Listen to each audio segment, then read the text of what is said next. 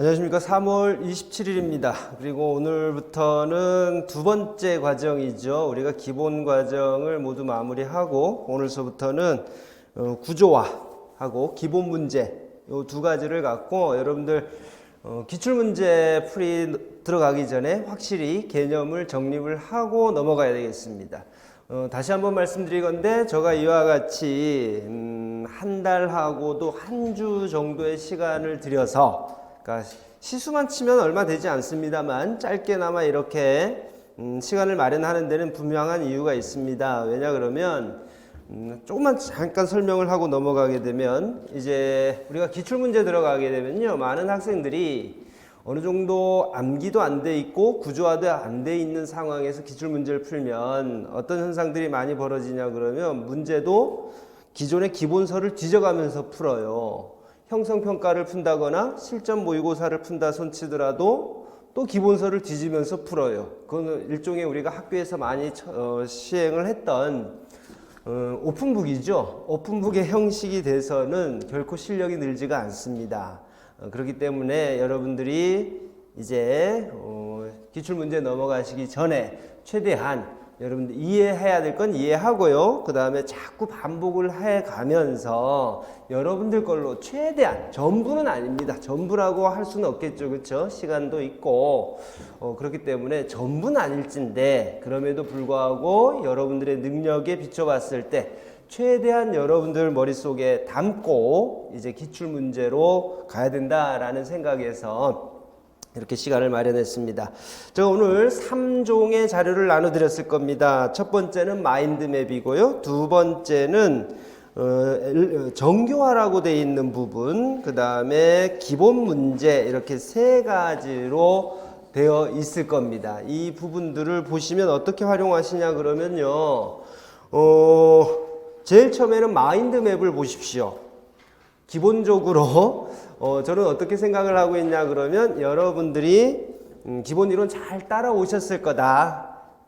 이거는 이번에 재학생이 돼서 초수를 하고 계시든 아니면 작년에 여러 가지 사정상 안 되셨든 전부 마찬가지로 기본 이론은 다 따라오셨을 거다라고 생각을 해서 마인드맵을 만드는 겁니다. 이걸 보시면서요, 최대한 여러분들 머릿속에 틀을 집어넣으십시오. 그리고 마인드맵을 만들면서도요, 그냥 단순히 목차만 정리해 줄 것 같으면 뭐 하려고 이런 생각이 들더라고요. 그래서 보시면서 옆에서 꼭 알아두셔야 될 것들은 간단하게 메모를 했습니다. 전부 메모를 해버리면 그건 마인드맵이 되지는 않으니, 최소한 이와 같은 부분들은 다시 한번, 전부 쓰지 못하는 것은 타이틀만이라도 이렇게 남겼어요. 이거 꼭 확인하고 가십시오 라고. 그래서 큰 틀을 남기시고요. 두 번째로 보셔야 될 건 뭐냐 그러면, 이제 공부 시작하시는 분은 한 단원 보시고 나서 한 단원을, 예를 들면 오늘 행동 지원의 이론적 배경이잖아요. 1단원이. 그 틀을 여러분들 머릿속에 집어넣으세요. 마인드맵을 보시면서. 그 다음에는 뭘 보시냐 그러면, 정교화 이렇게 돼 있는 게 있어요. 이렇게 표로 돼 있는 거 있어요. 요점 정리돼 있는 거죠. 이 부분은 뭐냐 그러면, 일종의 여러분들 교육학 공부하실 적에 라이겔루스 이야기 들어보셨을 거예요. 라이겔루스가 대요와 다음에 정교화 과정을 쓰죠. 어떻게 보면 마인드맵을 단순히 목차만 정리한 게 아니라 이와 같이 옆에 간단한 메모를 한 이유는 뭐냐 그러면, 대요를 정리해 드리고자 이렇게 했던 겁니다. 또한 별도로 대요를 작성을 했었는데 어느 정도는 좀 겹치더라고요. 그래서 다른 부분은 빼고 마인드맵에다가 간단하게 이와 같이 가장 핵심적인 단어들을 써서 마인드맵을 만들었습니다. 그래서 한 단원 이거 보시고 큰 틀 집어넣으시고, 다음에는 뭐를 보시냐 그러면 정교화라고 되어 있는 부분들을 보시면서 조금 더 살을 얹혀서 집어넣으시기 바랍니다. 그 다음에 또 뭘 해야 되냐고요? 그 다음에 다시 또 마인드맵을 보시기 바랍니다.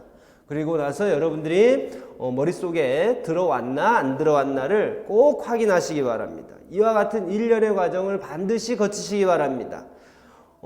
감독하시는 분이 계시든 계시지 않든 여러분들 스스로 이렇게 해보는 것은 상당한 효과가 있을 거라고 저는 수업을 통해서 많이 확인을 했습니다.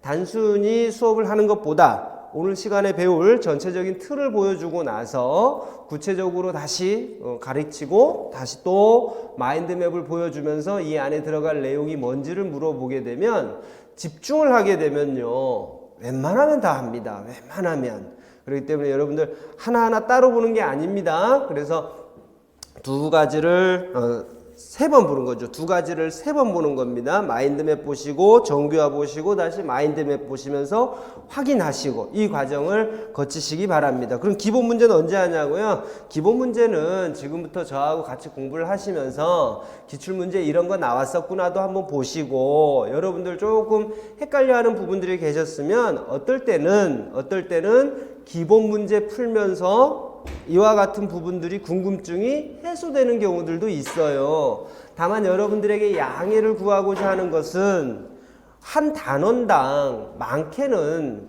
수백 문제가 되는 경우도 있습니다. 200문제가 넘어가는 경우들이 있어요. 2009년서부터 2021년도까지 하게 되면 문제들을 쪼개버리게 되면 수백 문제가 되는 것도 있고요. 크게만 보더라도 100문제씩은 대략 다 넘어갑니다. 뭐 통합이라든지 그런 부분들 빼고요. 그래서 전부 다루는 건 문제죠. 좀 문제가 있는 게 아니고 시간이 많이 부족합니다. 그래서 기출 문제들 중에 가장 대표적으로 이런 문제 한 번 정도 풀어보고 넘어가면 되지 않겠나라는 생각에서 뽑은 것들이에요. 그래서 행동지원 같은 경우 20여 문제가 되는데, 그러면 대략적으로 여러분들이 풀어야 될 문제가 한 100여 문제가 됩니다. 그러면 한 5분의 1은 푸는 거예요. 5분의 1은 푸는 거고, 다시 또 기출 문제 들어가면 다시 한번 또 되뇌일 경우도 있겠죠. 그쵸? 시간이 없으면 여러분들에게 한번 풀었던 겁니다 라고 해서 이야기하고 넘어갈 수도 있겠지만, 다시 한번 또 보면서 정리를 하고 마저 못 푼 문제들도 다시 풀고 이렇게 하면서 넘어갈 수 있도록 하겠습니다. 오늘 아침에 제가 오면서 다시 한번 생각한 건 뭐냐 그러면, 방송에서 그 이야기 하더라고요. 비교하지 말자. 그냥 묵묵히 내가 하고자 하는 말을 하면 되는 거고, 옆에 사람하고 비교하고 그러면 자꾸 불안해지니 내가 잘하고 있다라고 생각하고 묵묵히 갈 길을 가자. 이 이야기가 방송에 나오더라고요. 평상시 저 자꾸 이야기를 하잖아요. 옆에 사람하고 비교하면 흔들립니다. 그리고 여러분들이 분명히 지금 단계에서 하셔야 될 것들이 있는데 옆에 사람하고 비교하면서 가시게 되면 해야 될 일을 확인하지 못하고 넘어가야 될 경우들이 많이 생깁니다. 그렇기 때문에요, 너무 불안해하지 마시고 잘하고 계십니다. 여러분들 믿고 그 다음에 저를 믿고 따라와 주시면 되겠습니다. 그 다음에 다음 주에는 뭐 하느냐? 오늘 배운 과목들에 대한 형성평가가 있습니다. 왜 오늘 형성평가 문제지 안 나눠줍니까? 라고 해서 궁금해 하실 수도 있어요. 다 전략입니다. 왜냐고요? 이번 주엔 저하고 같이 공부하잖아요. 그렇죠? 다음 주에는요, 다음 단원 넘어가겠죠, 저는. 그러나 여러분은 문제를 풀면서 또 복습해야 됩니다. 했던 것을 자꾸 복습하게 하려고 일부러 마지막 주차 빼고는 전부 시간차를 두고, 일주차를 두고 어쩔 수 없이 문제를 풀면서라도 여러분들이 과거의 것을 복습하게끔 만들고자 일부러 이렇게 한 주의 시간차를 주고 있으니까, 여러분들 왜 안 주냐 이렇게 생각하지 마십시오. 다음 주 되면 다 줍니다. 꼼꼼히 준비만 해 두십시오. 1페이지서부터 어디 보면서 1페이지 할 거냐 그러면 마인드맵은 여러분들이 보시면 되는 거고요. 이제 1페이지 정교화라고 되어 있는 거 1페이지 보시면서 저하고 좀 같이 확인도 하고요. 제가 다시 한번 강조해야 될 부분들은 다시 한번 강조하고 이렇게 넘어가겠습니다. 지금 수준에서요, 지금 현 시점에서 새롭게 출판된 책은 한 가지밖에 없습니다. 이미 기존에 뭐 신간이라고 소개된 책들의 내용은 이미 여러분들 기본서에 다 포함이 되어 있고요. 의사소통 장애가 고은 선생님 책 있죠. 고은 교수님 책이 3월 20 며칠자 출판으로 돼 있었는데 벌써 다 나와 있어요. 그래서 그 부분만 그 부분만 여러분들에게 리뷰를 할 건데 저 같은 경우는 따로 시간을 갖지 않죠. 여러분들에게 전부 필요한 부분 요점 정리해서 드립니다. 그러니까 그 부분들에 대해서 또 혼자 공부한다고 아둥바둥 하지 마시고요. 자신 없거들랑 조금만 기다리십시오. 의사소통 장애할 때가 되면 내용 쭉 훑고 나서 여러분들에게 필요한 내용은 전부 서머리에서 드릴 테니까 그거 보시고 나서 공부하셔도 됩니다. 아셨죠? 네. 자, 1페이지 보겠습니다. 첫 번째로 이론적 배경 나와 있습니다. 이론적 배경에서 첫 번째로 행동수정 이렇게 이야기를 했었죠. 그렇죠? 행동수정의 뜻만 간단하게 살펴봤었고 두 번째 보면 응용행동 분석에 대해서 이야기를 했습니다. 개념 있는 이런 부분들은 여러분들 다시 한번 확인하고 넘어가셔야 됩니다. 그 다음에 두 번째 응용행동 분석의 특성 이렇게 해서 실용적이다, 행동중심적이고 분석적이고 기술을 강조한다 이러한 부분들이 나와 있습니다. 꼭 확인하시기 바랍니다. 다음으로 세 번째는 아무리 강조해도 지나침이 없는 거죠. 긍정적 행동 지원이라는 부분. 이 부분은 긍정적 행동 지원의 개념, 이 부분도 오늘 풀어볼 문제에 분명히 기존의 기출로 나왔습니다. 근데 또 나오지 말라는 법은 없죠. 긍정적 행동 지원 이 부분 개념 한번 보시고 나서 다음에 두 번째로 긍정적 행동 지원의 개념에서 전통적인 행동 수정하고 긍정적 행동 지원 비교하는 표를 일부러 집어넣습니다.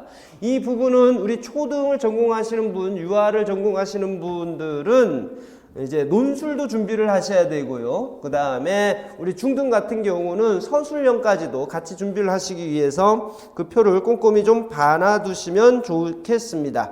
다음에 두 번째 긍정적 행동 지원의 목표. 이거 그냥 외우세요. 통으로 외우시기 바랍니다. 통으로 쭉 문장으로 외우시면 좋겠습니다. 다음에 긍정적 행동 지원의 특징. 그래서 네 가지 다시 한번 확인하고 4번 여러분들에게 꼭 외우십시오. 초반에 할 때는 이거 중요합니다. 밑줄 쫙 이거 안 했었죠. 그쵸? 근데 지금 보는 것들은 다 중요하니까 써머리 하지 않았겠습니까? 꼭 외우시고 시험 문제 항상 나오니까요. 생태학적 접근 제일 많이 나오는 건 그겁니다. 생태학적 접근이라는 거하고 그 다음에 종합적 접근, 진단을 기반으로 하는 접근 이와 같은 부분들이 가장 많이 나오는 것들이에요. 그 다음에 긍정적 행동 지원의 절차 별표 100만 개죠. 이 안에 다시 또 몇 개가 숨어 있겠습니까? 그렇죠? 각 단계마다 또 문제들이 숨어 있다 이겁니다. 그러니까 꼭 이 실행 절차를 순서대로 외워두시기 바랍니다. 그 아까 순서대로 외워두십시오라고 했던 거 한번 볼까요? 제일 첫 번째 단계에서는 선정순위 나옵니다. 선정순위 나옵니다. 이 부분은 또 정서행동장애도 또 언급되는 부분입니다. 그렇죠? 뒤에 단원에 가게 되면 목표 행동과 관련해서 또 나오는 부분입니다. 여러 단원에 걸쳐서 나오는 내용이죠. 여러 단원에 걸쳐서 나오는 거고 하다못해 교과를 넘나들면서 나오는 내용입니다. 그렇기 때문에 다시 한번 꼭 한번 확인하시고 표적 행동 관련 정보 수집 뭐에 의해서 행동의 기능 평가를 통해서 하더라 라고 나와 있습니다. 다음에 가설 설정 나오게 되면 요소 가설 문장에 들어가야 되는 요소 이런 부분들 꼭 확인해야 되겠죠. 그렇죠? 여러분들이 문장을 작성할 수도 있어야 됩니다. 문장을 작성할 수도 있어야 된다. 최근에는 문장을 직접적으로 작성하게끔 하는 형태들이 많이 나오고 있기 때문에 여러분들이 과거에 출제됐던 객관식 문제를 보면 포함되어 있지 않는 요소를 찾아라. 뭐 이런 식으로 나와 있지만 지금은 이와 같은 가설의 문장에 포함되어야 될 요소들을 전부 포함시켜서 작성하게끔도 나온단 말입니다. 그렇기 때문에 여러분들이 직접적으로 한번 작성해보는 연습을 하시기 바랍니다. 다음에 네 번째 보시기 바랍니다. 긍정적 행동지원 계획의 수립 및 실행 이렇게 들어가게 되면 긍정적 행동지원의 요소 나옵니다. 그렇죠? 그래서 그 부분에도 배경, 선행사건 이것도 또 하나하나 또 다 문제 아니겠습니까? 배경, 선행사건에 따라서 어떤 중재를 제공할 것이냐 이런 부분들 거기에서 보게 되면 제일 많이 나오는 것 이게 전부입니다. 관심 끌기에서부터 회피하기 이런 부분들에 대해서 다 어떻게 해야 되느냐. 이와 같은 행동의 기능에 따라서 어떻게 중재를 제공을 할 거냐. 선행사건을 조절을 하든지 후속사건을 조절을 하든지 이와 같은 방법으로 문제를 해결해야 된다. 다음에 대체기술 교수에 대해서 한번 보게 되면 대체기술의 요소 나와 있고요. 다음에 교체 기술 선택 기준이라는 거 나오죠. 그렇죠? 이걸 한꺼번에 퉁쳐서 뭐라 그런다? 반응 효율성이다. 이렇게 명명한다라는 것도 다시 한번 확인. 그다음에 문제 행동에 대한 반응해 보게 되면 위기 관리가 포함이 되어 있다. 위기 관리의 목적은 뭐냐라는 부분들 깔끔하게 여러분들이 쓰실 수 있도록 준비를 해야 되겠습니다. 다음에 행동지원 계획의 평가 및 수정 이 부분에서 다시 한번 또 확인을 해야 될 거고, 다음에 2페이지 넘겨봅니다. 이러한 부분들이 학교에 적용이 됐다 그러면 학교 차원의 긍정적 행동 지원입니다. 여기서 두 번째 핵심 요소 여러분들 4가지 꼭 외워두시고 4가지만 외우시면 안 됩니다. 그 옆에 개념까지 같이 파악을 해 두시기 바랍니다. 옆에 개념까지 같이 파악을 하는 이유는 이제 대화에서 잘못 설명되고 있는 부분을 고르라고 하거나 이런 부분들을 찾기 위해서 필요한 거고, 긍정적 행동지원 3단계 예방 모델 거기 1차 예방, 2차 예방, 3차 예방 이렇게 나오죠. 이 부분은 여러분들 너무나 익숙하게 돼 있을 거고, 또한 정서행동장애에서도 더불어서 반사회적인 행동에 대해서 1차 예방, 2차 예방, 3차 예방 이와 같이 관련지어서 나오는 경우들도 있다라는 부분 다시 한번 확인하시기 바랍니다. 세 번째 나온 학교 차원의 긍정적 행동지원의 실행 과정 나와 있죠. 우리가 기본 과정 할 때도 말씀을 드렸습니다만 이 부분은 어느 정도 전부 합의된 게 없는 것 같다. 합의된 건 없는 것 같지만 발표된 순서로도 그렇고 그 다음에 공인된 기관에서 발표된 게 뭐냐 그러면 지금 미국에서 발표한 거다. 수업 시간에도 말씀드렸죠. 여러 학자들이 이야기했더라. 그런데 어떻게 보면 가장 믿을 만한 공신력 있는 기관에서 발표한 것으로 여러분들이 공부하는 게 가장 좋지 않겠느냐, 이렇게 제가 의견을 말씀드린 적이 있습니다. 그래서 하나는 외워둬야 되겠다라고 생각을 하시게 되면 거기 나와 있는 과정을 외우시기 바랍니다. 아셨죠? 다음으로 세 번째 단어 넘어갑니다. 행동의 기능평가와 표적 행동. 그 단어 넘어가시기 바랍니다. 다음에 행동의 기능평가 이해입니다. 행동의 기능평가라는 게 무엇이냐? 그 다음에 목적입니다. 목적은 잘 알아두셔야 되겠죠. 그렇죠? 행동의 기능평가를 하는 목적이 뭐냐? 그러면은 궁극적으로 뒤에 보게 되면 환경적 원인 찾아서 중재 제공하기 위한 것이다. 원인 찾아서 중재 제공하기 위한 것이다 라는 겁니다. 그 다음에 기능평가에 2점 나와 있고, 문제행동 기능에 보면 문제행동 기능의 종류 나와 있죠. 달달달 외우시기 바랍니다. 달달달 외우시기 바랍니다. 이와 같은 문제행동 기능의 종류에 따라서 선행, 배경, 사건, 중재 어떻게 제공할 것이냐, 이 부분 또 갈린다라고 말씀을 드렸습니다. 이 부분들 기본서 보시면서 여러분들 꼭 외우시기 바랍니다. 다음에 문제행동 기능의 분류 크게 나눴더니 육해 자극을 획득하는 거하고 혐오 자극을 회피하는 것, 이와 같이 2가지로 나누더라. 다음에 행동의 기능평가 방법, 크게 행동의 기능평가는 3가지다. 첫 번째 나온 대로 간접평가를 하든지 아니면 직접 관찰을 하든지, 그것도 안 되면 기능 분석이라는 것을 하면 되더라. 이렇게 돼 있죠. 두 번째 직접 관찰 방법 평가를 보시게 되면 또 그 하위 요소들 뭐가 있느냐, 일화 기록입니다. 우리 초등하고 중등에서는 일화 기록에 대해서 출제가 잘 안 나옵니다만은 이제 유특 같은 경우는 일화 기록에 대해서 상당히 출제가 많이 됩니다. 오히려 다른 부분보다도 유특에서는 일화 기록에 대해서 상당 부분 출제가 되고 있다라는 부분 한번 보시고, 우리 초등에서 중등까지는 어디서부터 나오냐 그러면 행동분포 관찰서부터 나오죠. 행동분포 관찰이 그래프 나오기 시작을 하면서 과거에서부터 공부하셨던 분들은 삼점도 이렇게 이야기했던 거 지금은 사용하고 있지 않습니다. 삼점도라고 배우셨던 그 용어로 했던 게 뭐냐 그러면 행동분포 관찰입니다. 행동분포 관찰 그 옆에 써놨습니다. 키워드는 뭐가 되느냐 그러면 시간대죠. 자주 일어나는 시간하고 문제행동이 자주 발생하는 시간, 문제행동이 뜨문뜨문 일어나는 시간대입니다. 시간대라는 부분을 키워드로 해서 파악을 할 수가 있다. 다음에 ABC 관찰 기록이라든지 그 다음에 행동의 기능평가 관찰지, 이와 같은 부분들을 통해서 할 수 있다. 그래서 행동의 기능평가가 이루어졌다라고 하게 되면 조금 전에 살펴봤던 직접 관찰에서의 5가지 유형의 기록 방법들을 써서 살펴볼 수 있다라는 부분들을 여러분들이 꼭 기억하셨으면 좋겠습니다.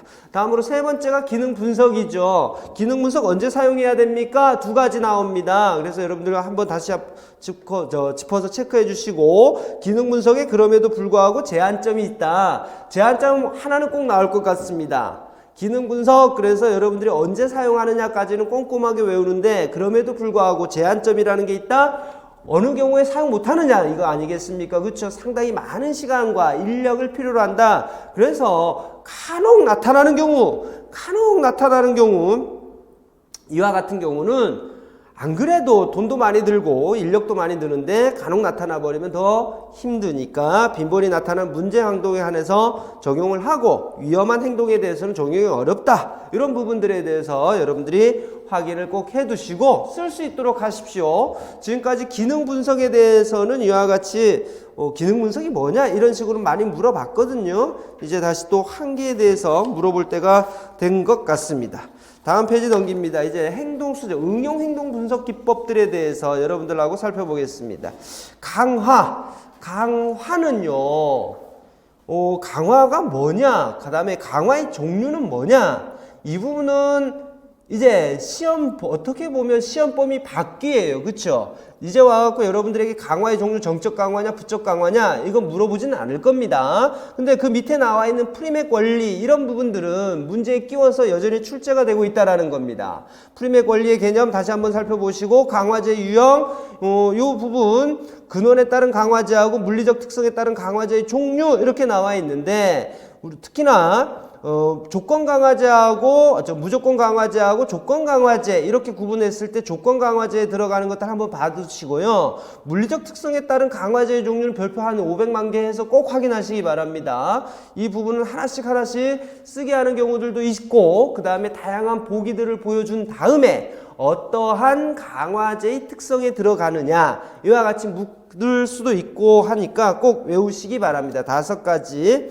다음에 강화제의 판별 및 선정. 강화제를 제공하기 위해서는 아동이 무엇을 좋아하는지를 파악하는 게 중요하다. 그래서 무엇을 해야 된다? 선호도 평가를 해야 된다는 거 아닙니까? 그렇죠? 선호도 평가하는 방법 3가지가 있습니다. 질문하기, 관찰하기, 시행 기반 평가하기입니다. 이거 왜 집어넣냐고요? 작년 경우 생각해 봤습니다. 작년에 출제를 들어가야 되는데 출제를 각각의 대학들이 사정상 많은 분들이 출제를 못 들어갔습니다. 그래서 시험 문제가 이상하다라고 느낀 부분들도 있을 겁니다. 분명히 작년에 출제위원들께서는 좀 미스매치 되신 분들도 꽤나 있습니다. 그 분 중에서 지금 이야기하는 건 내가 보기엔 작년 들어가야 될 분인데 그러니까 작년에 생각했을 때 원래 들어갈 것 같다라고 하셨던 분인데 못 들어가신 분입니다. 그리고 들어가기를 원하시는 분이 계십니다. 그분들을 생각을 해서 집어넣은 겁니다. 그분들 책에 나와 있는 겁니다. 다른 책들하고 겹치지 않게. 그래서 꼭 확인하시기 바랍니다. 이와 같이 선호도, 강화제 중요하다, 강화제 이런 거다 맨날 했지만 강화제라는 것도 뭔가 먹혀야 될 거 아닙니까? 상대방한테, 그쵸? 받는 사람에게 먹혀야 되니까 이와 같이 선호도 평가하더라. 3가지 방법에 의해서 하더라. 질문하기, 관찰하기, 시행기반 평가하기. 이와 같은 3가지 부분에 대해서 꼭 확인하시기 바랍니다.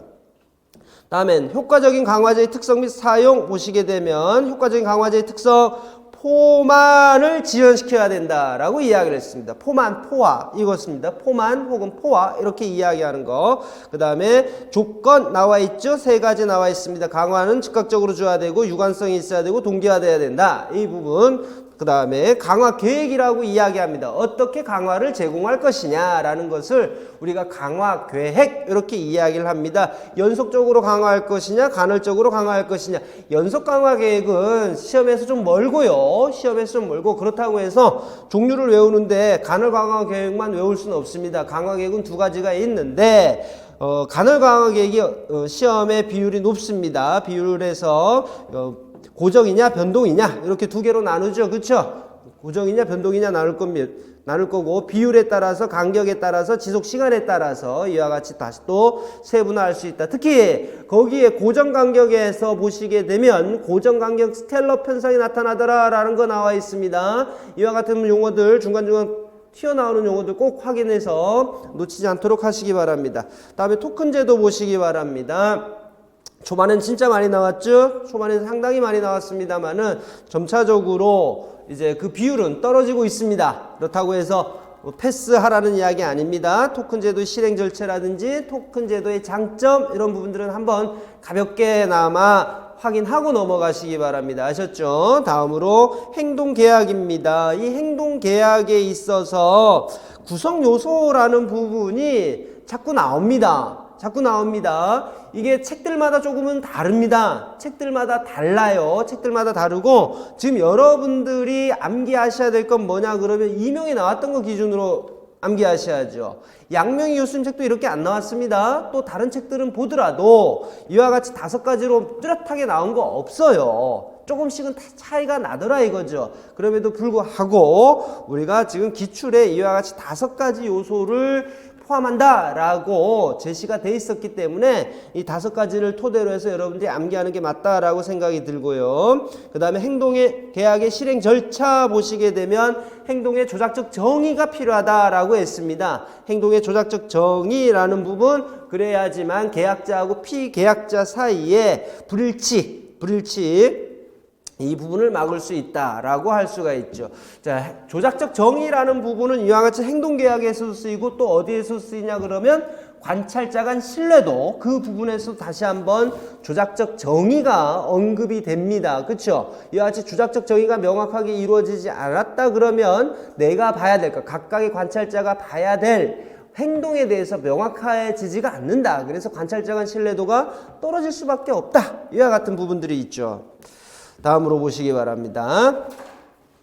다음으로 행동계약의 장점, 영구적으로 남을 수 있다 라고 했습니다. 그래서 계약서 어떻게 한다? 계약자와 피계약자, 학생하고 교사 각각 한 부씩 나눠 갖는다. 이런 부분도 있습니다. 집단 강화 한번 보시기 바랍니다. 집단 강화가 뭐냐? 그리고 유형, 그래서 3가지가 나와 있습니다. 여러분들 너무나 잘 아실 거고, 3번째가 지침 나와 있고 4번째 장단점 나와 있죠. 장단점 보게 되면 용어에서도 나와듯이 집단입니다. 개별적으로 강화를 주는 게 아니라 집단으로 주는 거다. 그래서 전체를 대상으로 하니까 시간 절약되더라. 단점에서 보시게 되면 앞에 종속적하고 상호 종속적 같은 경우 이렇게 해서 제가 앞에다가 달았지만 뒤쪽에 나와 있는 거 눈여겨보시기 바랍니다. 뒤쪽에 보시면 또래의 부당한 압력이 있을 수가 있고 고의적인 방해 있을 수 있고 이런 부분들 나와 있잖아요. 이와 같은 문제점이 생길 수 있는 집단 강화의 유형이 뭐냐? 이와 같이 묻더라 이거죠. 그래서 여러분들 다시 한번 종속적 집단 강화하고 상호 종속적 집단 강화 앞으로도 생각해보고 뒤로도 생각해보시고 해보시기 바랍니다. 다음에 고확률 요구 연속입니다. 고확률 용어만 다시 한번 생각해 보실까요? 고확률 뭐다? 잘하는 거. 저항률 행동의 발생 빈도가 낮은 것, 잘 안 하려고 하는 것, 이와 같이 하더라 이거죠. 그래서 고확률 하다가 갑자기 저항률 이런 식으로 시키는 것, 고확률 요구 연속 이와 같이 이야기를 하더라 이거죠. 그래서 2번 보시기 바랍니다. 고확률 요구 연속의 효과적인 활용법 나와 있습니다.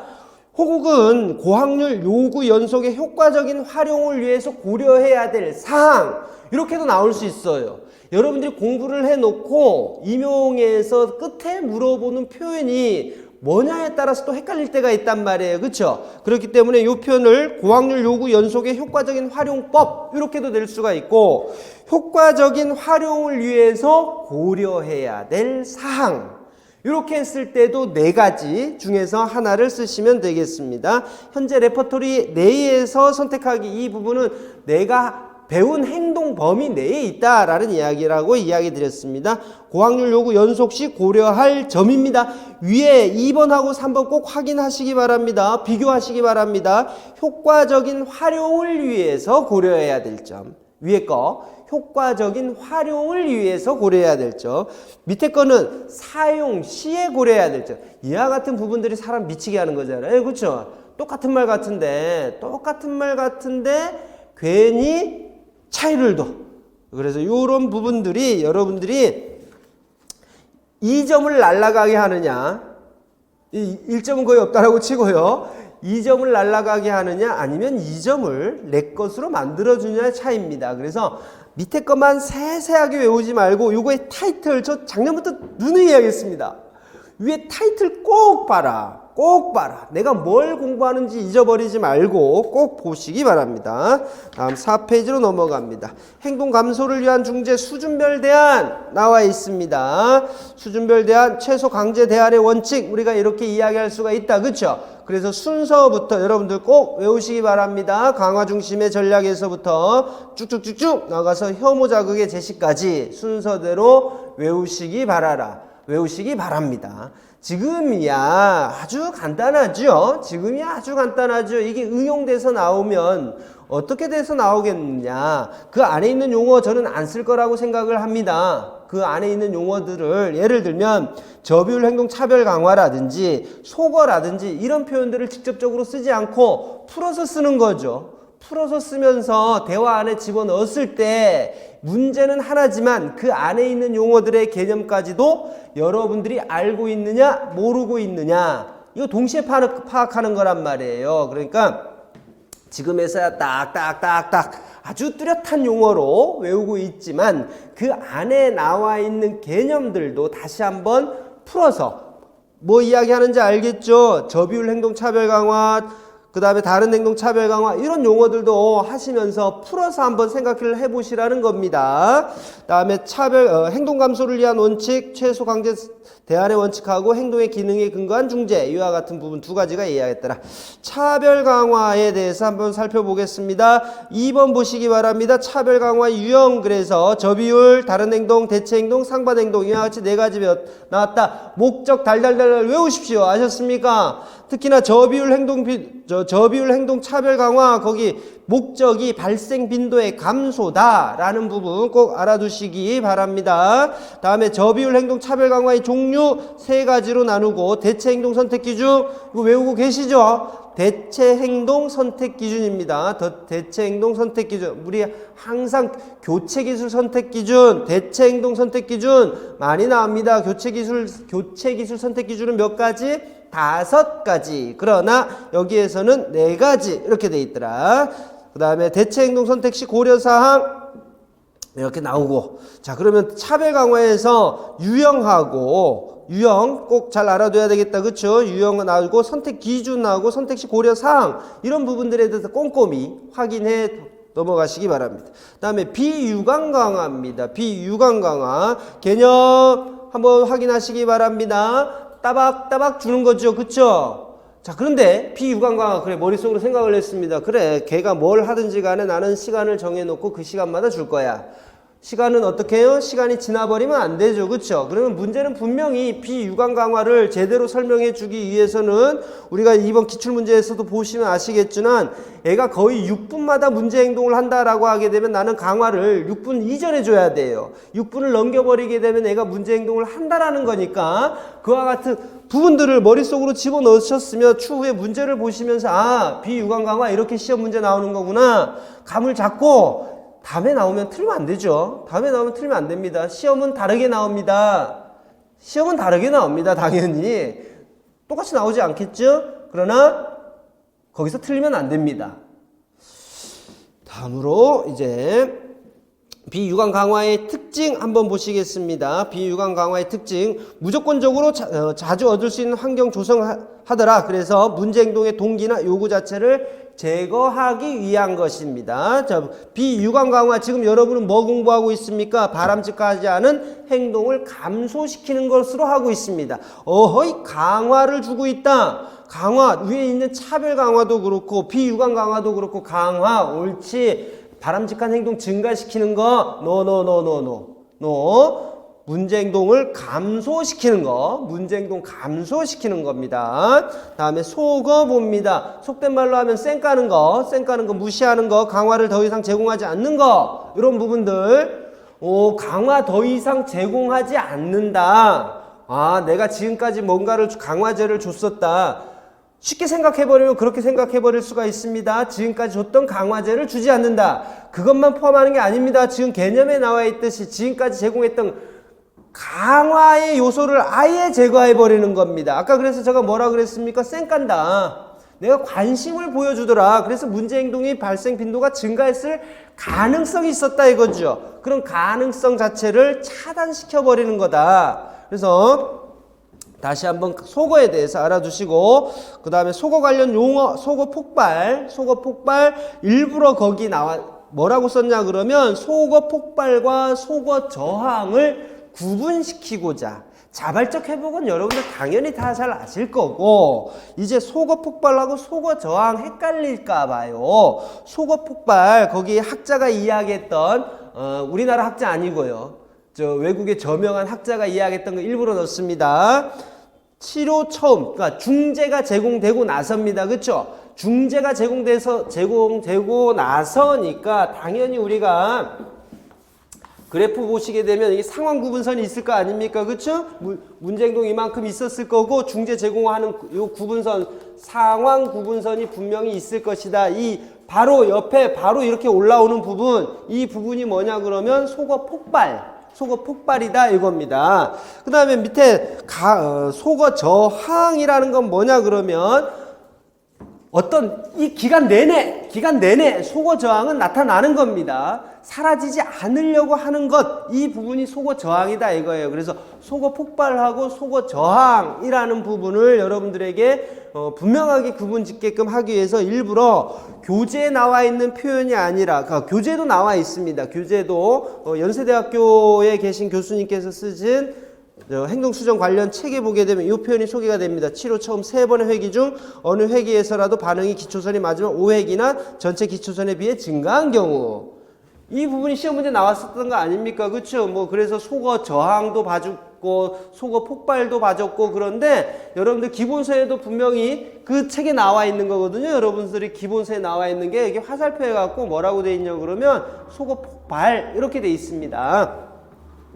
다음에 벌 보겠습니다. 벌에는 두 가지가 있다. 정적벌하고 부적벌. 부적벌에는 반응대가하고 타임아웃. 그 다음에 반응대가 사용 시에 주의사항 보시고, 타임아웃의 종류 두 가지 했습니다. 이거 말고도 양명희 교수님 책의 건 어떻게 할까요? 양명희 교수님 책의 거 하게 되면 여러분들이 이해를 하는 데 있어서 다소 버거워하더라고요. 그러니까 말이 안 되는 부분들이 꽤나, 머릿속으로 상상이 안 가는 부분들이 꽤나 있어요. 그래서 지금 비배제 타임아웃하고 배제 타임아웃 이렇게 알아두셔도 아무 상관이 없습니다. 오히려 이와 같이 구분하는 게 다른 서적들에도 이와 같이 돼 있고, 조금 전에 말씀드렸죠. 이쪽 분야에 일가견이 있는 분 원래 잘하면 들어갈 수도 있다. 제가 생각하기엔 거의 들어간다라고 생각합니다. 그분 책이 이렇게 나와 있습니다.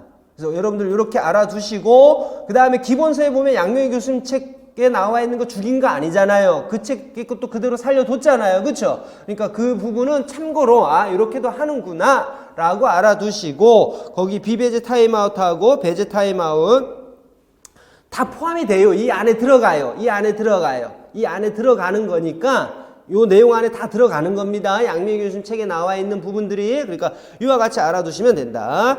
그래서 타임아웃, 리본 이런 부분들을 하게 되면 비배제, 타임아웃 이런 식으로 해서 전부 구분이 될 겁니다. 다음에 정적벌의 종류, 과잉교정하고 혐오자극 두 가지가 있다. 과잉교정에 정적연습 과잉교정하고 원상회복 교정, 과잉교정 이런 부분들이 있다라는 거 확인하고 넘어가겠습니다. 반드시 불쾌감을 갖는 것을 제공을 해야 된다. 불쾌감을 갖는 자극을 제공을 해야 된다라는 것 확인하시고, 다음에 5페이지 넘어갑니다. 이번엔 새로운 행동을 습득하는 것 뭐가 있습니까? 변별훈련과 자극통제, 촉진과 용암, 행동연쇄, 행동연성, 모방하기. 여기서 가장 핵심은 시험 문제 제일 많이 나온 건 촉진하고 행동연쇄. 시험 제일 많이 나오는 거는요, 이 단원에만 한정해서 본다 그러면 그럼에도 불구하고 처음부터 다 봐야 되겠죠. 변별 훈련과 자극 통제 보겠습니다. 첫 번째 자극 통제가 변별 훈련을 통해서 변별 자극이 확립되어 어떤 행동이 특정 자극에 대해서만 반응하면 이걸 뭐가 됐다라고 한다? 자극 통제가 되었다. 이렇게 이야기한다라는 거죠. 촉진의 유형에는 반응 촉진하고 자극 촉진 이런 두 가지가 있다. 강제성이라는 게 수반된다. 그래서 책에 나온 대로 순서대로 외워라라고 했습니다. 강제성이라는 게 있다 그랬습니다. 촉진 혹은 촉구에는 강제성이라는 게 있다라고 했습니다. 시각적 촉진이 강제성이 가장 약하고 신체적 촉진이 강제성이 가장 강하다. 그래서 순서대로 외우라고 했던 겁니다. 순서대로. 다음에 자극 촉진에 자극 내 촉진하고 자극 외 촉진 혹은 가외 자극 촉진, 이와 같이 두 가지가 있습니다. 임용시험에서는 친절히 다 이야기해 줍니다. 두 가지가 있다. 다음에 촉진 체계가 나와 있다. 촉진 체계. 반응 촉진은 어떻게 변화 줄 것이냐라는 거죠. 그래서 최대에서 최소로 갈 수도 있고 최소에서 최대로 갈 수도 있고 촉구 지연법도 있다. 촉구 지연법 보면 종류에는 지속적 시간 지연이 있고 점진적 시간 지연이 있다. 맞죠? 무변 시간 지연이라는 것도 있고, 그쵸? 거기 지속적하고 점진적, 이거 우리 학습장의 시간에 나오는데, 맞죠? 근데 지금까지 김애화 교수님 책은 설명이 이상하더라. 사용된 용어하고 앞뒤가 안 맞는다라고 이야기를 드렸습니다. 지속적은 뭐라고요? 똑같이 가는 거. 지속적 똑같이 가는 거. 점진적은 시간을 점차적으로 늘려가는 것. 지속적 무변입니다. 이게 무변이에요. 지속적이 무변. 변하지 않는다. 시간이 변하지 않는다. 무변. 이렇게 되는 거죠. 다음에 점진적 안내. 이 부분은 점진적 안내, 신체적인 것 이야기하는 겁니다. 그쵸? 신체적 촉진 부분에 대해서 점차적으로 안내를 줄여나가는 것, 점진적 안내. 이렇게 이야기하고, 점진적 안내, 감소. 이렇게도 이야기하고 하는 거. 다음에 행동연세법과 과제 분석 들어가시기 바랍니다. 행동연세법 뭔지 알 거고, 행동연세법을 하려니까 필요했던 게 뭐다? 과제 분석이라는 게 필요하더라. 이렇게 돼 있잖아요. 그쵸? 그 다음에 애들이 지금 행동연세를 하기 위해서 어느 정도 수준의 행동을 습득하고 있느냐 파악할 필요가 있더라. 그걸 토대로 해서 향후를 가르치면 좋겠더라. 그래서 뭘 해야 된다? 성취 수준을 평가해야 된다. 성취 수준 평가하는 방법도 두 가지가 있더라. 그렇죠? 단일 기회냐 다수 기회냐. 단일이냐 다수냐를 파악하는 방법은 상당히 쉽습니다. 단일은 한 번의 기회밖에 안 주는 거다. 그래서 한 번 못하게 되면 다음부터 다 마이너스입니다. 맞죠? 그러나 다수는 어떻게 됩니까? 마이너스하고 플러스가 막 혼재되어 있더란 말이에요. 그러니까 그거 보시고 나서 단일이냐 다수냐 보시고, 그 다음에 이제 시험 나올 게 하나가 있습니다. 지금까지는 그 양식 나온 적이 있었고 단일이냐 다수냐 시험 나왔었다 그러면 뭐까지는 양식이 포함되어 있었냐 그러면 일별 정확도까지는 나왔었습니다. 일별 정확도가 쉽죠. 10번의 과제를 10개로 구분을 한 다음에 첫 번째 시도에서 몇 개를 성공했느냐? 그러면은 반응 성공률이에요. 그렇죠? 일별. 근데 이제 학습의 성공률을 구해야 된다. 학습에 있어서의 성공률 어떻게 구합니까? 쭉 연속해서 3회기의 성공을 보인 것만 우리가 셀렉팅을 한 다음에 구할 수가 있어야 됩니다. 저는 이제 나왔다라고 하게 되면 그와 같이 학습된 행동이 몇 %냐, 이 학생의 학습된 행동이 몇 %냐, 요거 구하는 거 블랭크 처리해서는 충분히 낼 수 있겠다라는 생각이 듭니다. 지금 조금 이번에 음영대 문제와 같이 있죠. 음영대 문제와 같이 아주 파격적으로 문제가 나온다라고 하게 되면 두 가지를 생각을 하는 게 있습니다. 지금 조금 전에 이야기했던 대로 지금 다수하고 단일 중에서 실질적으로 계산하게 하는 거하고 실내 구간을 구하게 할 수 있게, 실내 수준이 나왔을 때 실내 구간을 구하게 할 수 있겠다. 충분히. 뭐만 그때 가면 다시 한번 이야기할게요. 평가 부분 가면. 어쨌든 두 가지를 찍었습니다. 이거는 충분히 내가 출제 들어간다 손 치더라도 기출문제 한 번만 쓱 보고 들어가면 이 정도 수준까지 시험 문제 나왔었구나라는 것 출제원이 감 잡으면 출제할 수 있겠는데 라는 생각이 듭니다. 그래서 그 부분도 한번 준비를 해 두시기 바랍니다. 단일하고 다수가 있다. 행동연습법의 유형, 전진, 후진, 전체 이렇게 나와 있습니다. 전진하고 후진하게 되면 맨날 나오는데 강화, 어떤 강화를 쓸 것이냐. 인위적 강화냐 자연적 강화냐 이거죠. 인위적 강화냐 자연적 강화냐 이 부분을 쓰더라. 자연적 강화라는 용어 때문에 인위적이라는 표현을 쓰는 겁니다. 그렇죠? 인위적인 걸 쓰더라. 전진연세 같은 경우는 매 단계마다 인위적인 전진 맞죠? 전진 같은 경우 인위적인 강화제를 제공을 하더라. 그리고 말미에 마지막 단계에서 자연적 강화물을 하는데 반해서 후진 같은 경우는 어땠습니까? 인위적 강화물과 뭐를? 자연적 강화제를 같이 제공을 한다. 인위적 강화제는 어떤 단계에서든 항상 제공해 주는 겁니다. 왜냐 그러면 나중에는 자연적 강화제 이런 거 없이도 할 수 있게끔 다 만들어야 되니까 인위적 강화제 칭찬을 이야기하는 겁니다. 칭찬을 항상 같이 해야 된다. 뭐 인위적 강화제 그랬다 사회적 강화제로 표현 바꿨다고 또 모르지 마시고 똑같은 표현입니다. 여러분 똑같은 표현 아셨죠? 자 됐고요. 다음으로 연세 가르치는 방법 이분법적으로 기록하는 방법하고 표 기억나십니까? 동그라미 하기도 하고 이렇게 선을 그어버려 갖고 쭉쭉쭉쭉 이었던 거 맞죠? 이와 같이 그릴 수도 있고 그 표 블랭크 데이 있는 안에다가 자기만의 영어 약자로 써갖고 연결할 수도 있는 거고 그렇다는 거죠. 다음에 행동형성법의 개념 보겠습니다. 거기서는 저희가 일부러 표적 행동에 가까운 행동이다라는 부분을 일부러 집어넣습니다. 우리 행동형성에서는 이와 같은 부분들을 쓰잖아요. 그렇죠?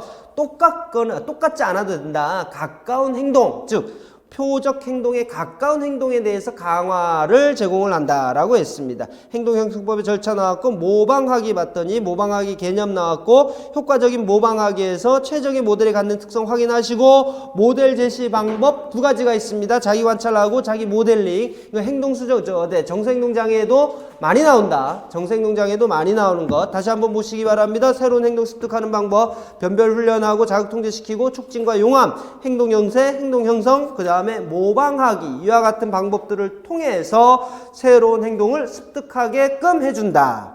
다음으로 행동의 일반화와 유지. 아직도 일반화가 헷갈리시는 분들 자 이렇게 하겠습니다. 자극 일반화하고 반응 일반화 있다라는 건 너무나 잘 알고 계실 겁니다. 이해해서 알고 계신 분은 더 좋겠는데 몰라도 그냥 다 외우셨을 겁니다. 자극 일반화 새로운 행동 배운 겁니다.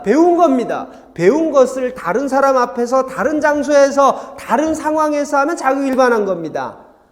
자극이 바뀌는 겁니다. 반응 일반화는요. 배우지 않은 거 하면 반응 일반화인 겁니다. 배운 적이 없는데 했다라고 하면 반응 일반화라고 생각을 하시면 틀림없습니다. 배웠는데 다른 사람 앞에서 하더라. 낯가리지 않고 하더라. 학교에서 배웠는데 집에서 하더라. 이런 것들은 거기에 나와 있는 일반화의 종류에 들어가는 거예요. 그렇죠? 장소 상황에 대한 일반화, 사람 대상 사람에 대한 일반화, 자료 사물에 대한 일반화 이거 다 배웠단 말입니다. 뭐 하나만 바뀌었을 뿐인데도 불구하고 바뀌었는데 그거에 개의치 않고 하더라 그러면 다 자극 일반화. 상이한 자극에 대해서 동일한 반응을 보이는 거. 이게 다 자극 일반화. 그다음에 반응 일반화는요. 동일한 자극에 대해서 상이한 반응을 보이는 거. 동일한 자극에 대해서 상이한 반응을 보이는 거 이렇게 이야기를 했었지 않습니까? 다음에 유지 한번 보겠습니다. 유지 봤더니 행동이 오랜 시간에 걸쳐 지속되는 것이다 라고 나와 있습니다. 자, 일반 사례교수법 요 부분은 지적장애하고 가장 많이 얽혀서 나오죠. 일반 사례교수법 보면 일반 사례교수법의 절차 꼭 외우셔야 되죠. 꼭 외우셔야 됩니다. 이거 꼭 외우셔야 됩니다. 하물며 우리 초등 같은 경우는 교수학습 과정 안에 걸쳐서 나오기도 하고요. 우리 중등 같은 경우는 그냥 서답형으로 나와버리죠. 서답형으로 나올 수도 있습니다. 그 안에서 다시 한번 우리가 또 확인해야 될 것 첫 번째 예를 선정을 해야 된다. 적용될 예를 선정을 해야 되는데 모든 자극과 반응을 다 포함해야 되고 최소한이어야 된다. 죄송합니다. 두 번째 보시게 되면 예는 긍정적인 예하고 부정적인 예 모두 포함해야 된다. 다음으로 밑에 한번 보시게 되면 평가할 때 평가하는 데 있어서 가르친 지역하고 가르친 장소하고 다른 제3의 장소에서 해야 된다. 이 부분들 다시 한번 확인하시면 되겠습니다. 그래서 행동의 일반화 유지, 일반화의 종류 요 부분 일반화의 종류에 일반화 구분할 수 있도록 여러분들 신경 쓸 것 아셨죠? 일반화의 종류 구분할 수 있도록 종류 신경 쓰고 일반 사례교수법은 다시 지적장에서 다시 한번 강조가 되니까 다시 한번 볼 수 있는 기회 생깁니다. 6페이지 봅니다. 6페이지 보게 되면 인지적 행동주의 중재입니다. 자기관리 기술, 자기 통제, 자기 훈련 이렇게도 한다는 거. 자기 통제, 자기 훈련 같은 용어 나왔다고 해서요. 여러분들 제일 애먹고 있는 거 압니다. 책들마다 용어들이 다르다는 것도 알고 있고. 근데 몇몇들은 알아두시면 좋아요. 자기 통제, 자기 훈련 이렇게도 이야기한다라고 돼 있고, 자기 관리 기술의 유형 보시게 되면 목표 설정에서부터 자기 강화, 자기 처벌, 물론 자기 교수도 포함되는 겁니다. 자기 교수도 포함되는 건데 자기 교수를 일부러 밑으로 빼놨습니다. 자기 교수에 대한 이해, 자기 교수의 훈련 절차 달달달달 외우셨습니까? 이 표현은 여러 가지입니다. 어떤 표현을 쓰셔도 그 단계 있죠? 단계 여러분들이 분명 외우신 게 있을 겁니다. 저 기본서에 나와 있는 표현 그대로 외우시는 분도 계실 거고 기존에 공부하셨던 분들은 공부하셨던 대로 외우셔도 됩니다. 다시 한번 그 표현이 맞는지 안 맞는지만 확인하시고 외우십시오. 아셨죠? 어떤 방법으로 외우셔도 됩니다. 이제 다음에 내용으로 들어가셔야 되죠. 내용 들어가게 되면 교사의 역할과 아동의 역할을 명확하게 구분하셔야 됩니다. 아동의 역할과 교사의 역할을 명확하게 구분해서 여러분들이 제시를 할 수가 있어야 된다. 1단계에서 교사는 뭐하고 아동은 뭐하고 2단계에서 뭐하고 이와 같은 부분들을 명확히 구분하고 이제 자기 진술문입니다. 우리는 지금 특수교육학계에서 자기 진술문이라든지 자기 교수는 누구 이론을 중심으로 해서 나오고 있냐 그러면 맥켄바움을 중심으로 해서 나와요. 그래서 원래 자기 진술 그림으로 그린 거 있죠? 그림 생각나죠? 네컷으로. 그럼 맥켄바움의 그림이 아니에요. 맥켄바움의 그림이 아니라 바시하고 캠프의 그림인데 그걸 떠나서 맥켄바움이라는 사람이 너무나 유명하기 때문에 그 다음에 처음으로 자기 진술문이라는 걸 언급을 했기 때문에 나오더라. 지금 여러분들이 지금 정리된 거에서 보는 건 뭐냐 그러면 맥켄바움 거 중심으로 해서 이렇게 정리를 해놨습니다. 그래서 문제의 정의 그 옆에는 이와 같은 용어가 나온다. 뭔가 이와 같은 말을 하더라 라고 하게 되면 문제의 정의 어떻게 해야지 이런 부분들 나오게 되면 뭐다? 계획이다. 이런 식으로 여러분들 꼭 정리를 하시기 바랍니다. 인지적 행동 수정에서는 거기에 보시는 자기 교수의 단계, 그 다음에 조금 어렵게 치게 되면 자기 진술문, 오히려 자기 진술문이 헷갈릴 수가 있습니다. 자기 진술문이 헷갈릴 수 있는데 앞에 나와 있는 거 있죠? 문제가 무엇이지? 이건 한번 보면 안 잊어버려. 문제 내는 사람도 바보입니까? 이거 문제 내게? 안 내 이런 거. 뭐 내겠습니까? 어떻게 해야지? 내 계획이 무엇이지가 안 내겠죠. 이거 내겠습니까? 여러분이면 내겠습니까? 보기로 안 내지. 두 개가 똑같은 계획이라 그러면 앞에 거 쓰지. 문제 내는 사람은 안 보이잖아. 그 다음에 자기 평가와 오류 수정에서 자기 강화에서 잘했어 이거 내겠습니까? 안 내지. 너무 쉽잖아. 조금 어렵게 낸다 그러면 뒷거 내야지. 그렇죠? 그럼 여러분들 딱 보고 그 당연하지 그러면 한번 보고 머릿속에 담고 요 부분은 내가 시험 나오면 잘 헷갈릴 것 같다라는 부분에 집중을 하란 말이에요. 맨날 쉬운 것만 외울 생각하지 마시고 쉬운 것만 외울 생각하지 마. 여러분들 듣고 싶은 것만 듣고 보고 싶은 것만 보고 하지 마시고 보시고 여러분이나 출제위원이나 똑같습니다. 안 내요. 요거 공부 안 했겠지. 이렇게 해서 내는 게 아니라요. 여러분 출제위원들은 우리 학생들 이거 안 냈겠지. 자 여기서 잠깐 머리 식힐 겸 출제위원이요. 요거 우리 수험생들 공부 안 했겠지. 이거 내면 다 틀리겠지 해서 출제하면 다른 학교 학생만 틀립니까? 당신네 학교 학생도 틀리지. 당연히. 다 노량진 와서 공부하는데. 그렇다고 당신이 가르친 것만 내게 되면 출제 못하거든요. 그러면 결국은 뭐냐 그러면 다 공개되어 있는 웬만하면 80%입니다.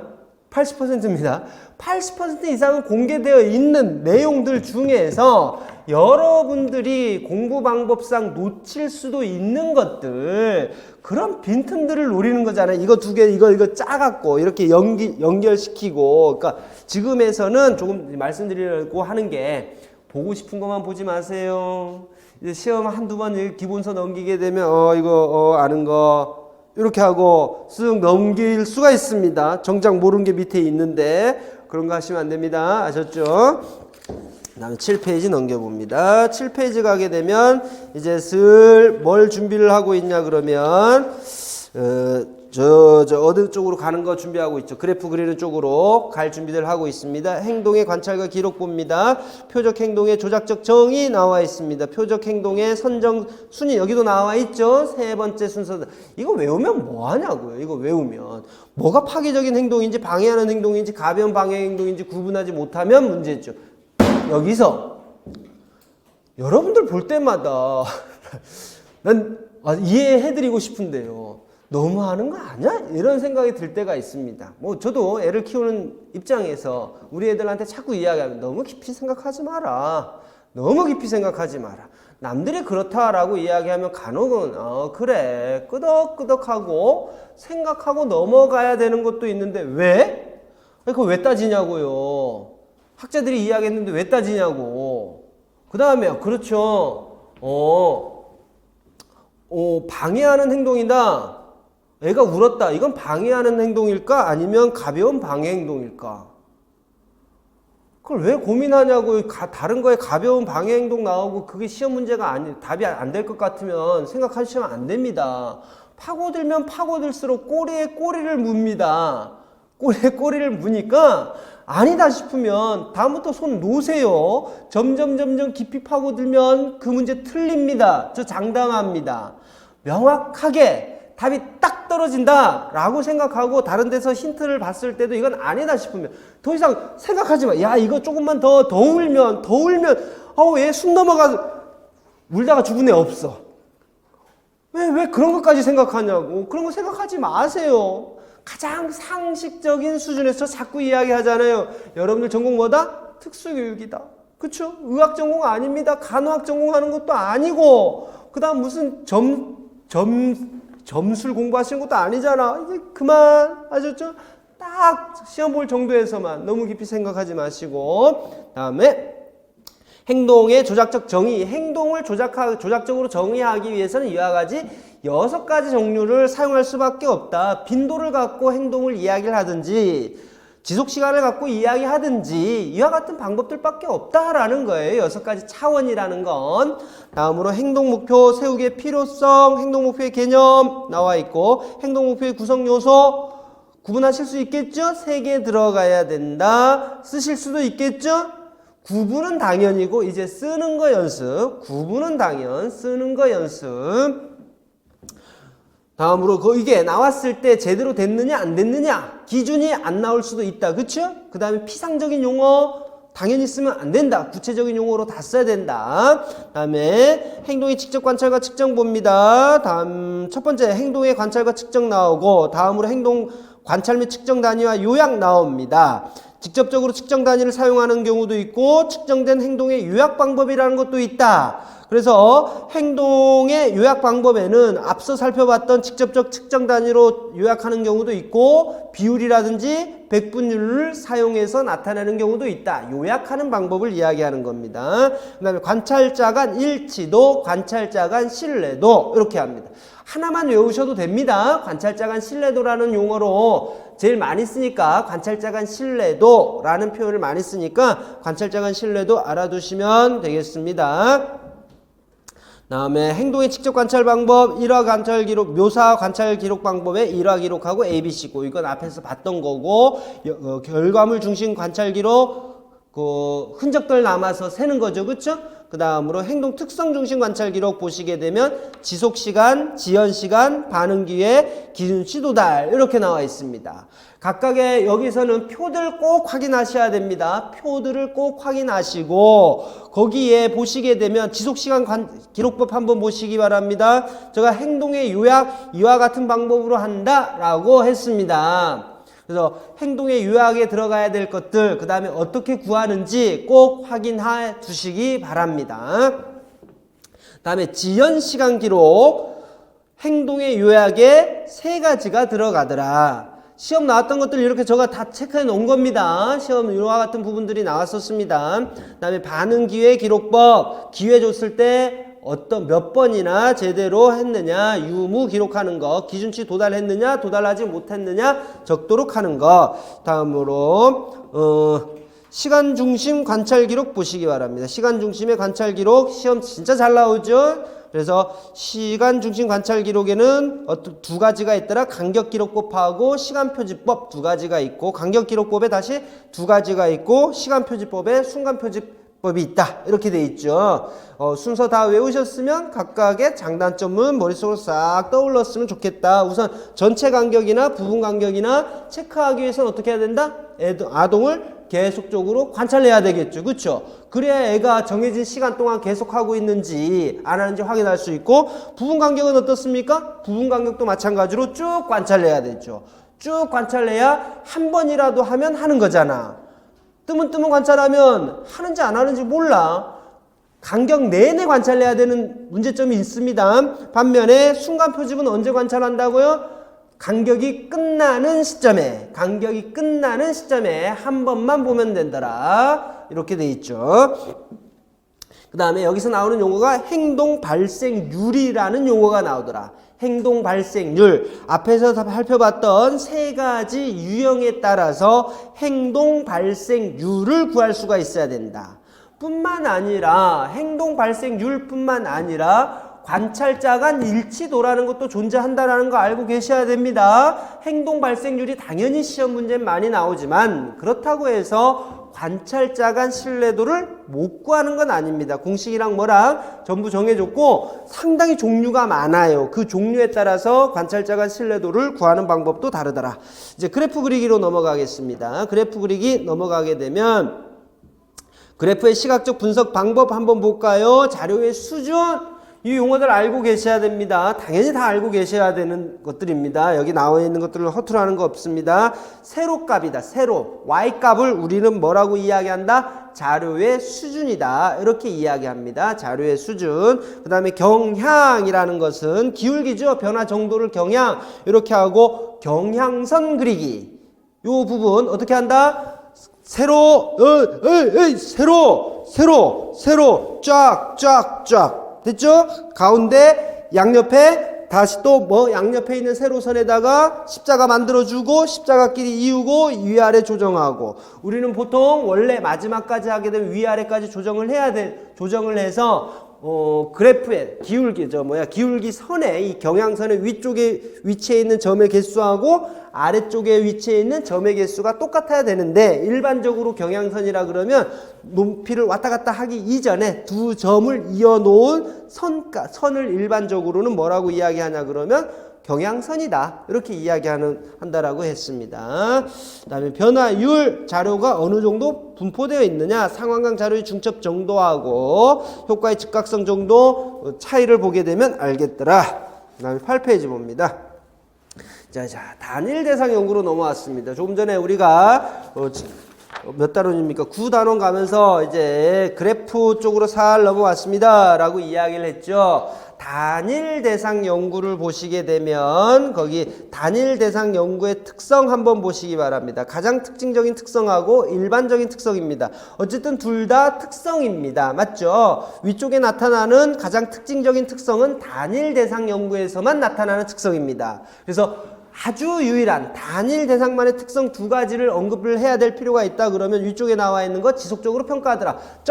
점이잖아요. 점으로 표시했잖아요. 머릿속 그거 떠올리십시오. 점으로 표시했다. 이거 뭐냐? 지속적으로 측정했다라는 이야기입니다. 지속적으로 측정했다는 이야기. 그 다음에 중재 효과를 반복한다라는 이야기. 중재 효과를 반복한다. 그 이야기가 그 이야기입니다. 근데 따로따로 이야기를 하고, 다음으로 기본 개념 및 용어로 넘어가겠습니다. 독립변인, 종속변인 이야기 안 해도 되겠죠? 다음으로 실험 조건에 들어가면 기초선, 중재, 유지와 일반화 이렇게 되어 있습니다. 다시 한 번만 어떻게 단일 대상 연구는 제일 처음에 어떻게 기초선 구간, 중재 구간, 유지와 일반화 구간 이런 식으로 보통은 이렇게 되어 있다. 기초선 보시면 기본 개념 나와 있고요. 거기 안정적인 경향을 보여야 된다. 안정적인 경향을 보인다 라고 이야기했을 때 문제 행동을 감소시키려고 하는데 기울기가 가라앉히고 있다? 안 될 이야기 맞죠? 그 다음에 너무 점들이 분포가 왔다 갔다 하면 안 된다. 우리가 기울기를 직접적으로 구할 상황은 안 되니까 지나치게 폭이 자료의 변화 수준이 크다라고 하게 되면 안정적이지 못한 거 2, 1, 4에서 왔다 갔다 정도는 괜찮은 거 이렇게 해야 된다. 다시 한번 그 부분 확인하시기 바랍니다. 그 다음에 최소한 3에서 5회의 연속된 자료가 필요하다. 중재하고 유지와 일반화, 유지 두는 이유가 뭐냐? 결국은 우리가 제공했던 중재를 제거하기 위한 것이다. 이런 표현들 잘 알아두셔야 됩니다. 유지 구간을 두는 이유가 뭐냐라고 하는 부분들 중재 제거하기 위해서 일반화 관찰 이유 나와 있고요. 신뢰도와 타당도 나와 있습니다. 신뢰도 보시게 되면 종류 한번 볼게요. 종류를 보시게 되면 독립변인 신뢰도하고 종속변인 신뢰도 나와 있는데 우리는 독립변인 신뢰도라는 용어보다도 중재충실도라는 용어를 많이 사용을 합니다. 중재충실도 내가 계획했던 것을 잘 얼마나 충실하게 독립변인으로 투입을 했느냐 이게 중재충실도예요. 중재를 얼마나 충실하게 제공했느냐 이 표현입니다.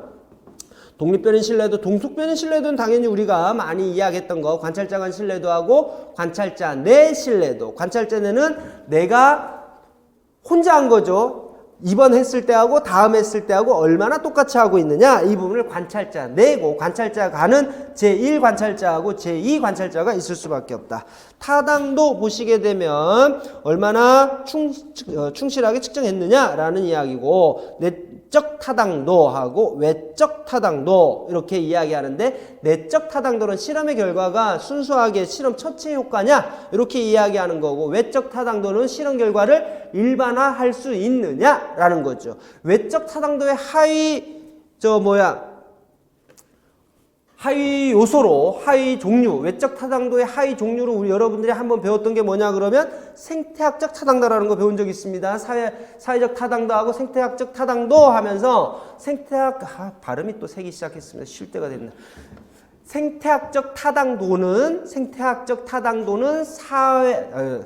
외적 타당도의 하위 유형이다. 이렇게 이야기한 적이 있습니다.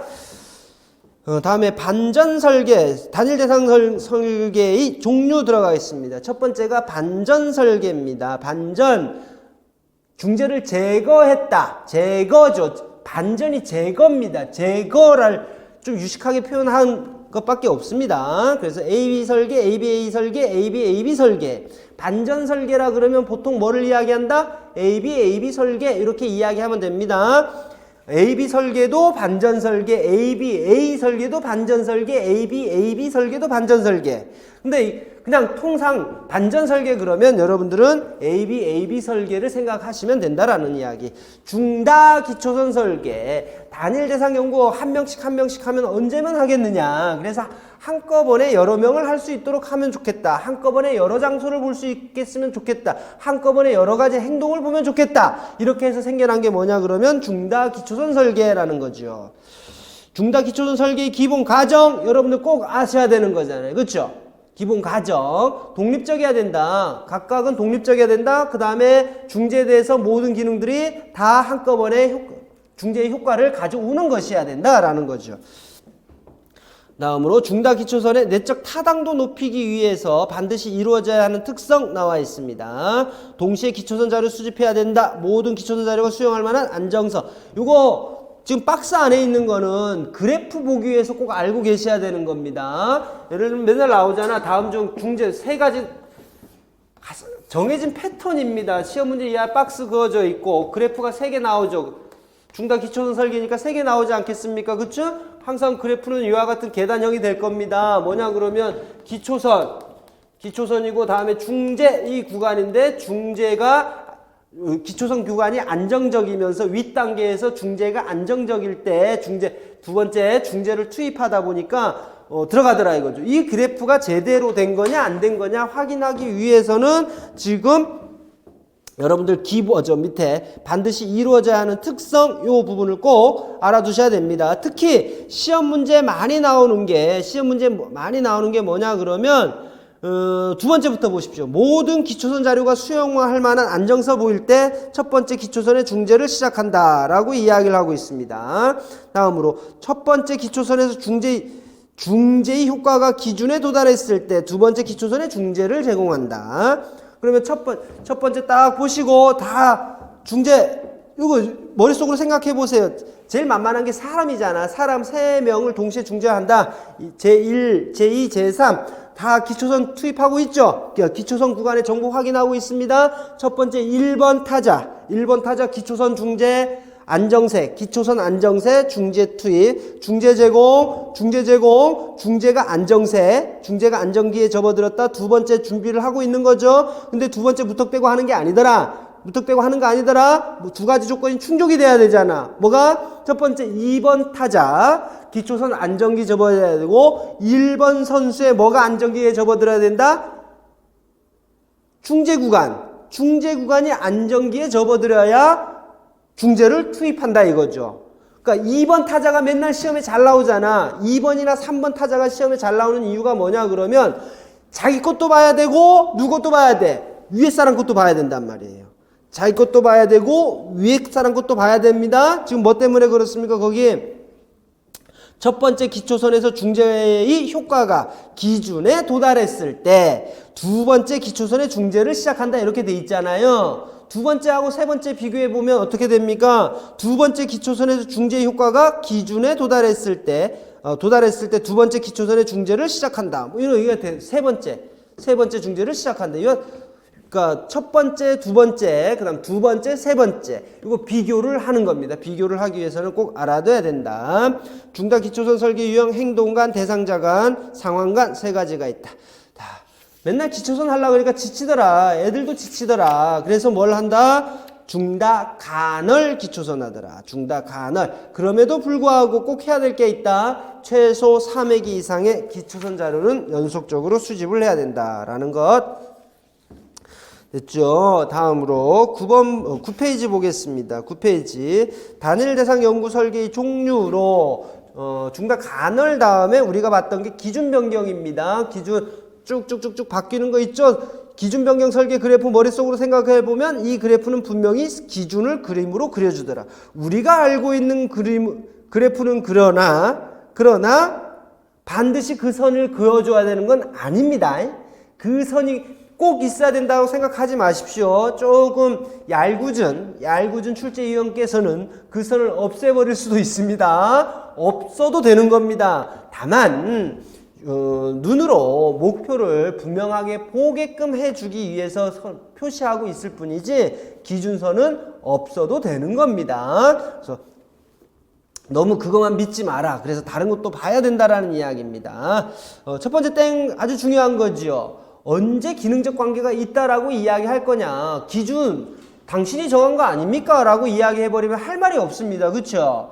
대신에 이와 같이 연속해서 3개 혹은 4개의 구간에서 효과가 입증되었을 때 기능적 관계가 있다라고 이야기를 한다라는 것. 그 다음에 반전 안 시켜도 된다. 중재 제거 안 해도 된다라는 겁니다. 효과를 보기 위해서 중재를 제거 안 해도 된다라고 이야기하고 있고, 목표를 점점 올리는 거잖아요. 그렇죠? 목표를 점점 낮추거나 점점 높이거나 이렇게 하는 거란 말이에요. 점진적으로 목표를 높이거나 점진적으로 목표를 낮추거나 이렇게 하는데, 내일 모레 죽을 사람한테 그렇게 하면 되겠습니까?